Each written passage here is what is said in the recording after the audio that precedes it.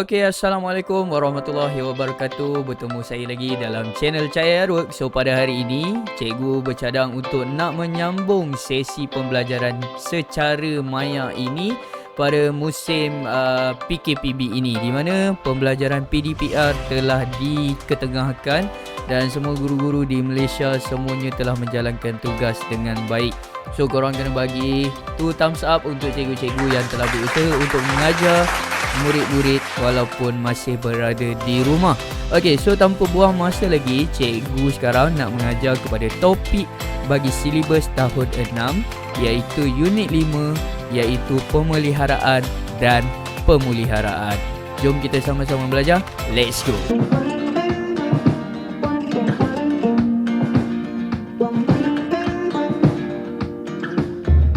Okey, so topik ini ialah topik yang ringkas, tak panjang. Okey, sebelum itu cikgu akan menerangkan dulu tentang kepupusan haiwan. Apakah yang dimaksudkan dengan perkataan pupus tersebut? Alright. So, maksud pupus ni ialah lenyapnya, okey, ataupun sudah tiada lagi spesies tersebut di muka bumi ini. Okey, kita tak boleh tetapkan itu ialah haiwan saja. Okey, spesies organisma ni ada banyak, contohnya macam tumbuhan dan juga haiwan. Okey, so itu yang kita kena faham sebelum kita nak mempelajari topik ini.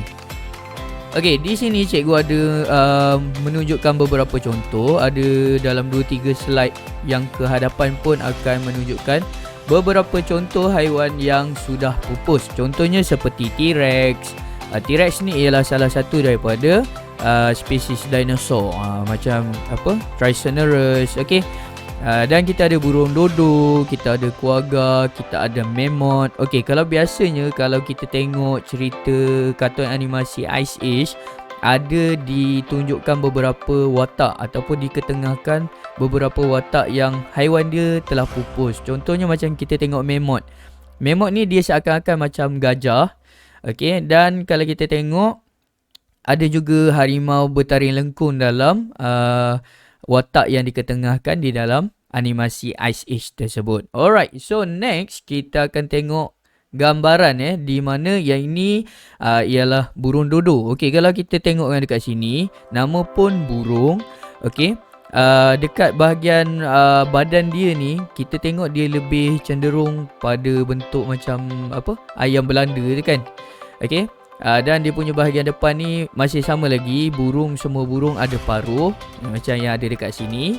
Alright, yang seterusnya kita akan lihat kepada kuaga. Okey, kuaga ni ialah campuran kuda dengan kuda belang. Kalau kita tengok dekat bahagian belakang dia ni ialah gambaran kuda. Okey, yang depan ni ialah kuda belang. Kalau kita tengok belang-belang yang ada dekat depan ni lah. Okey, terutamanya bahagian kepala dia sampai leher dia. Okey, yang seterusnya yang cikgu ada cakap tadi, ini ialah contoh mammoth. Okey, ni ialah sedutan animasi daripada Ice Age. Okey, contoh yang lain macam yang cikgu dah terangkan tadi, harimau bertaring lengkung, kita ada serigala Tasmania dan kita juga ada harimau dahan Taiwan. Okey, so cikgu akan tunjukkan gambaran dekat sini supaya kamu semua lebih mudah untuk nak tengok. Okey. Okey, kalau ikutkan harimau bertaring lengkung ni, dia taring dia sampai hampir-hampir dekat dia punya kaki depan dia. Okey, tu ialah harimau bertaring lengkung. Okey, kalau kita tengok yang di bahagian sini ialah apa orang kata, harimau dahan Taiwan. Okey, dia ada corak-corak macam bentuk-bentuk bentuk-bentuk corak dekat badan dia ni kan. Okey, dekat kaki ni kalau kita tengok macam biasalah, macam haiwan cheetah je kan. Okey, kalau kita tengok yang dekat bawah ni sekali, yang ini ialah serigala Tasmania. Okey, di bahagian depan ni kalau kita tengok, okey, memang macam serigala. Okey, tapi di bahagian belakang ni dia ada ekor yang tirus dan juga dia ada belang-belang, seolah-olah macam kita tengok harimau lah. Okey, macam tadi Okey, next kita akan lihat kepada ikan lumba-lumba Sungai Cina. Okey, ikan lumba-lumba Sungai Cina ni cikgu dah cuba Google. Okey, gambar dia cikgu tak jumpa yang memuaskan hati lah. So, cikgu tak letakkan gambaran dekat sini. Okey, kamu semua boleh rujuk kepada gambaran Google lah kalau ada jumpa. So itu ialah gambaran yang kita boleh dapat. Okay, kita boleh tengok lah. Okay, yang seterusnya ada singa laut Jepun dan juga harimau Jawa. Okay, yang dekat atas ni ialah singa laut Jepun. Okay, apakah yang dimaksudkan dengan diancam kepupusan? Okey, bilangan spesies hidupan tersebut, tak kira lah apa-apa jenis organisma, sama ada tumbuhan ataupun apa orang kata haiwan tersebut, semakin berkurang dari tahun ke tahun. Kalau kita tengok 10 tahun yang lepas, haiwan tersebut, spesies tersebut masih lagi ada, tetapi 10 tahun yang ke hadapan ataupun pada tahun ini dia dah semakin berkurang. Itu yang menunjukkan haiwan tersebut diancam kepupusan. Kalau kepupusan tadi bermaksud dia dah pupus. Okey, dia dah tak ada sekarang. Tak adanya orang pergi keluar sekarang ni, pergi ke kedai ke apa semua, tiba-tiba nampak dinosaur. Kalau macam tu nanti semua orang pakat berlari lah. Okey.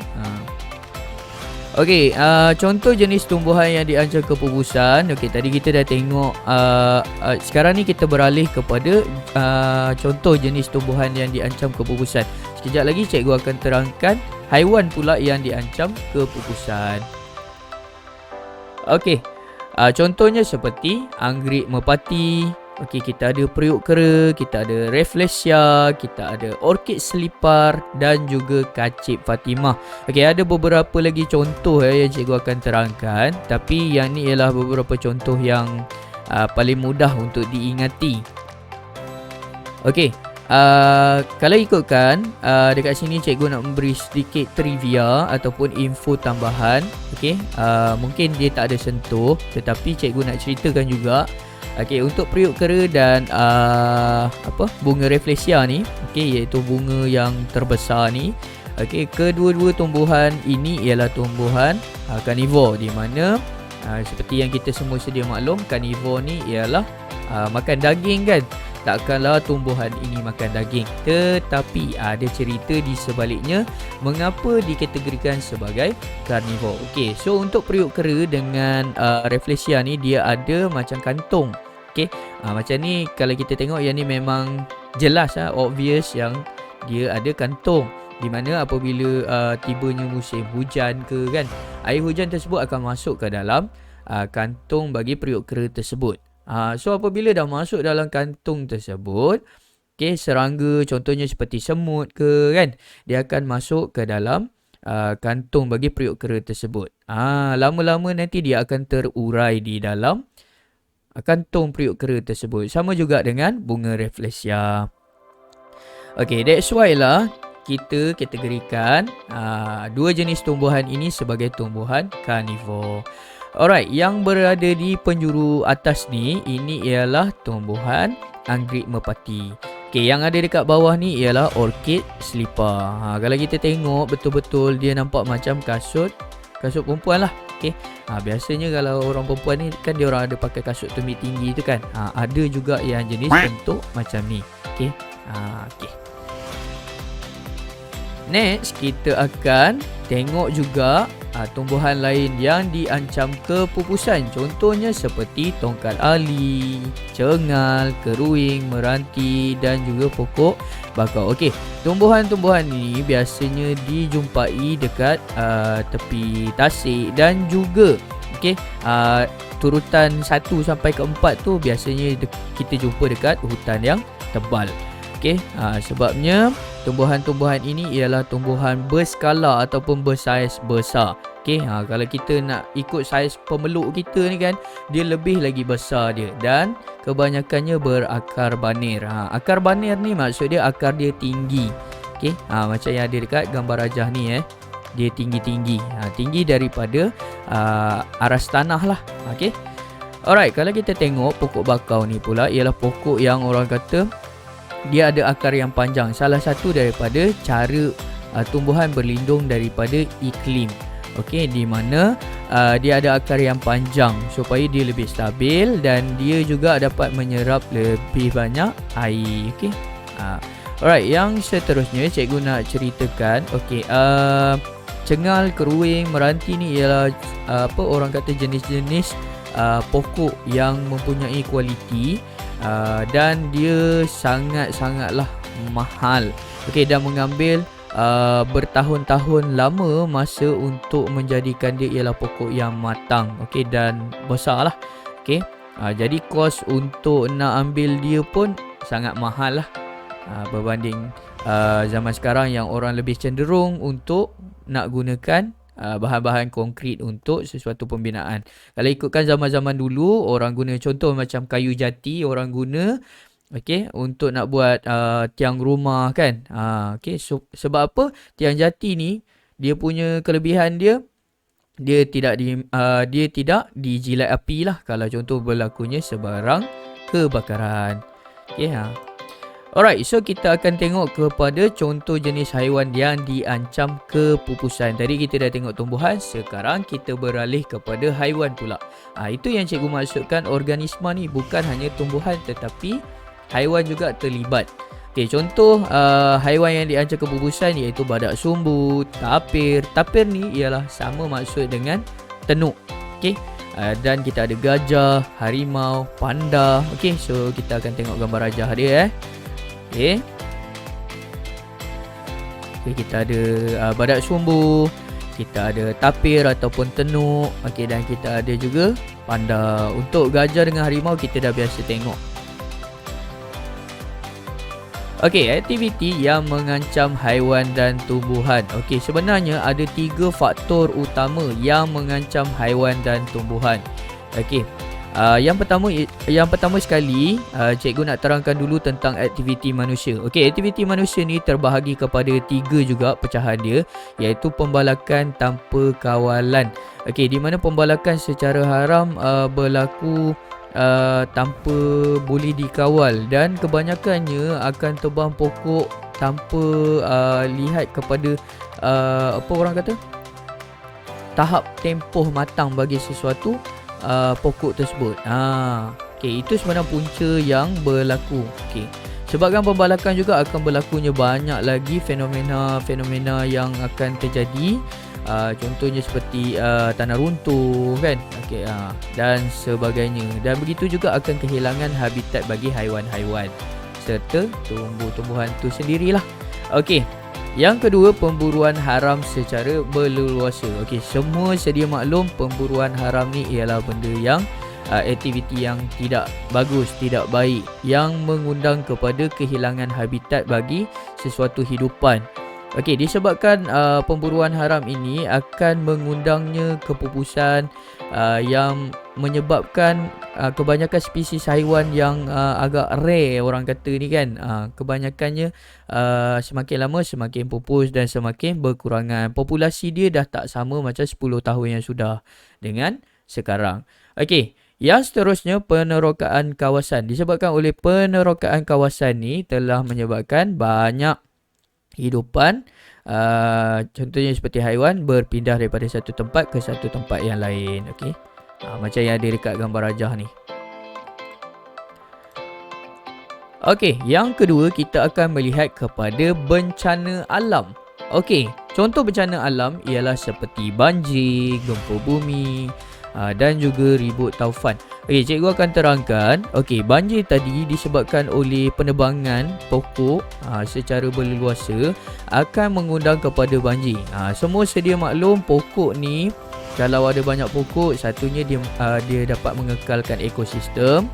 Kita dapat oksigen yang lebih banyak dan lebih baik, dan dia juga akan menyerap lebihan air. Disebabkan pokok-pokok tu dah telah tebang, air tersebut tidak secara terus menerus akan pergi kepada sesuatu tempat. Contohnya tempat yang ada potensi besar untuk berlakunya tanah runtuh, banjir dan sebagainya. Yang seterusnya, gempa bumi dan juga ribut taufan. Ni sebenarnya bencana alam yang mengundang kepada berlakunya kemusnahan lah.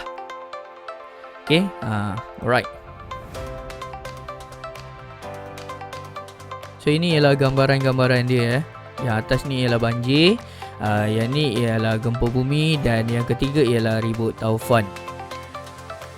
Next kita akan bicara ataupun membincangkan tentang pencemaran. Okey, semua sedia maklum pencemaran ni ada banyak kan.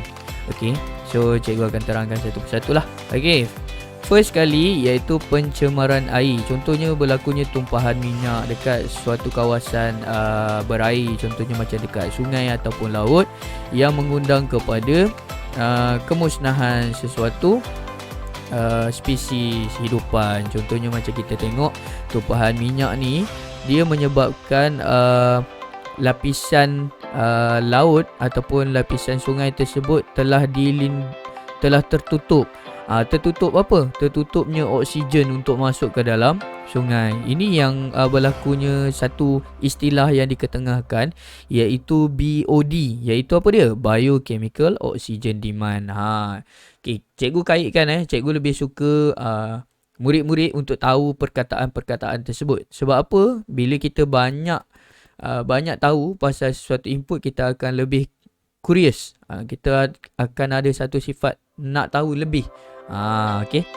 So disebabkan oleh BOD tersebut, Biochemical Oxygen Demand tersebut, yang menyebabkan udara ataupun oksigen tu tak dapat masuk dekat dalam kawasan sungai ataupun laut tersebut, yang mengundang kepada hidupan tu macam berebut untuk mendapatkan oksigen. Okay. Yang mengundang kepada kematian lah. Okay, di akhirnya. Okey, yang kedua kita akan tengok kepada pencemaran tanah. Okey, pencemaran tanah ni contohnya seperti pembuangan sampah. Okey, kita sedia maklum pembuangan sampah ni ada bahan-bahan yang organik. Organik is okay. Okey, di mana pembuangan sampah organik dia akan biodegradasi.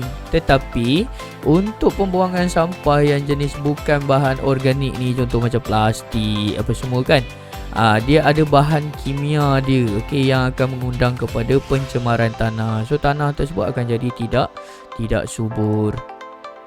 Okey, yang ketiga iaitu pencemaran udara, iaitu pembakaran terbuka. Okey, pembakaran terbuka ni akan mengundang kepada apa orang kata gas yang tidak baik, udara yang tidak baik.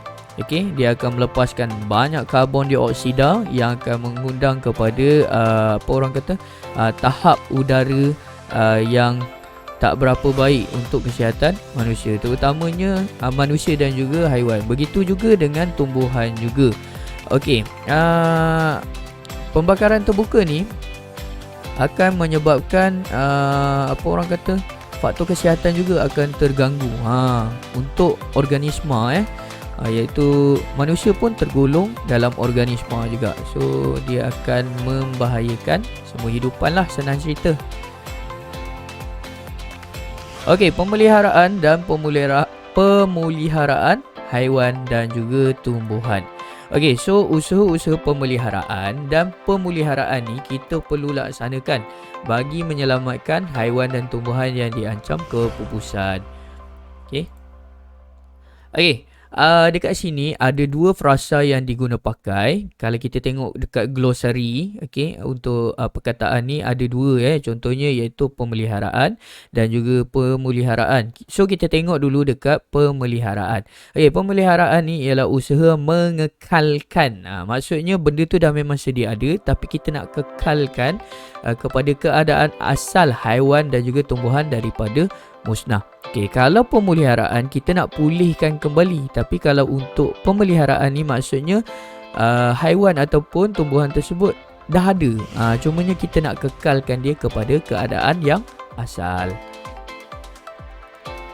Okey, contoh-contoh aktiviti pemeliharaan ni ialah kita perlu didik masyarakat tentang melindungi haiwan dan juga tumbuhan. Okey, untuk nak mendidik masyarakat ni tentang melindungi haiwan dan tumbuhan ni sebenarnya kita boleh lihat daripada poin yang nombor 2 dan nombor 3 ni Okey, di mana kita perlu elakkan membeli produk yang diperbuat daripada spesies haiwan terancam. Okey, so kalau kita tengok haiwan terancam tadi macam harimau Jawa tadi kan.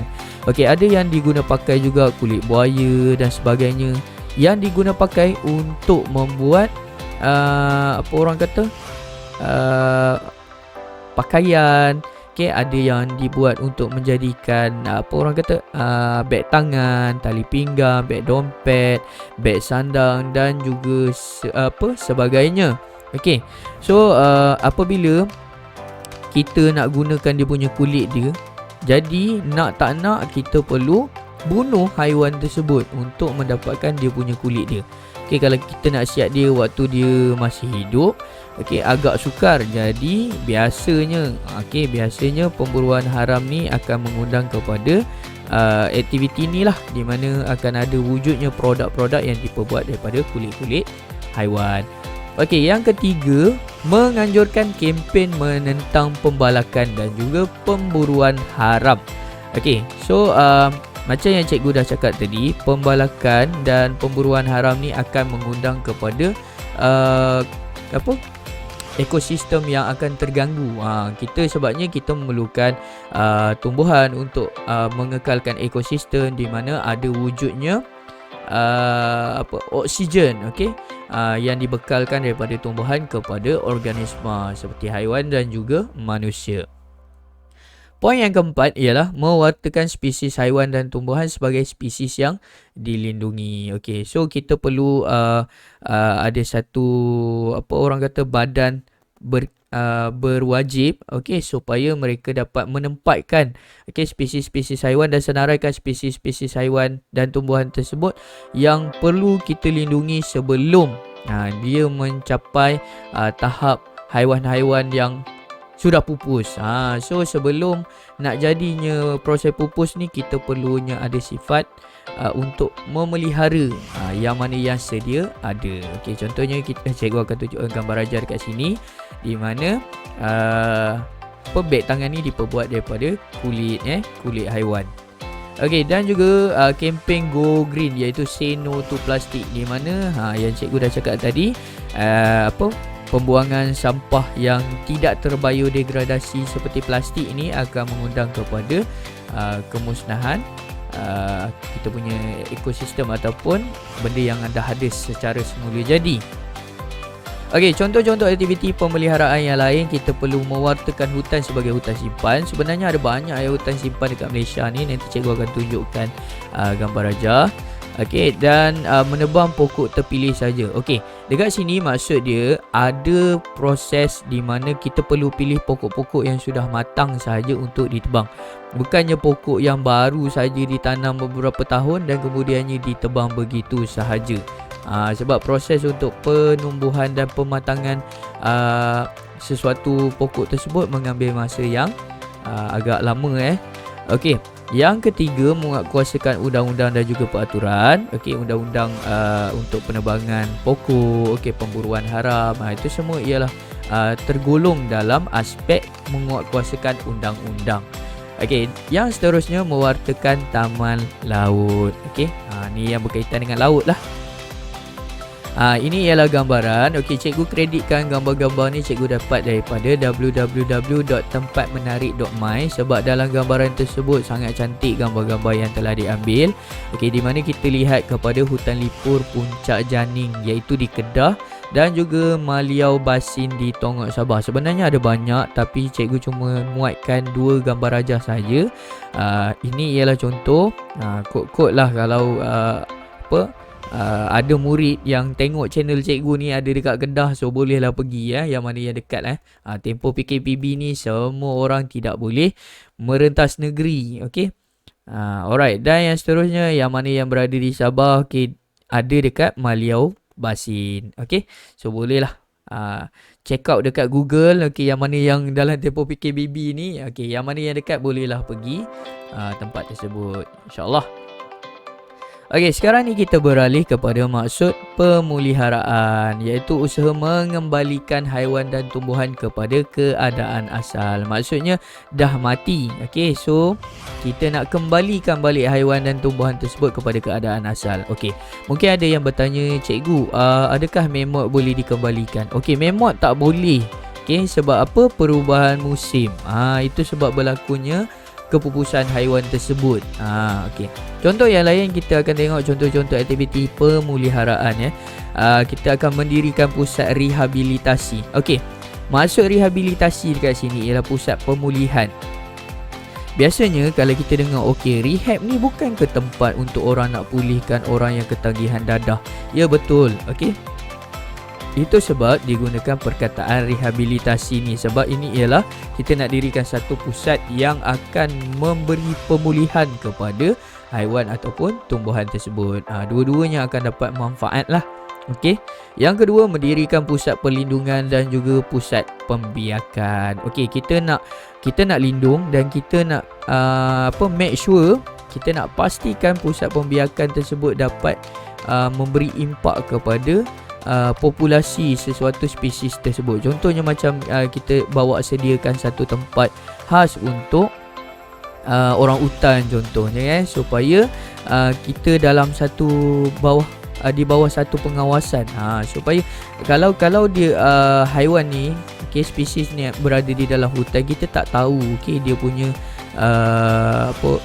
tahap kelangsungan hidup dia, disebabkan oleh pemburuan haram dan sebagainya kan.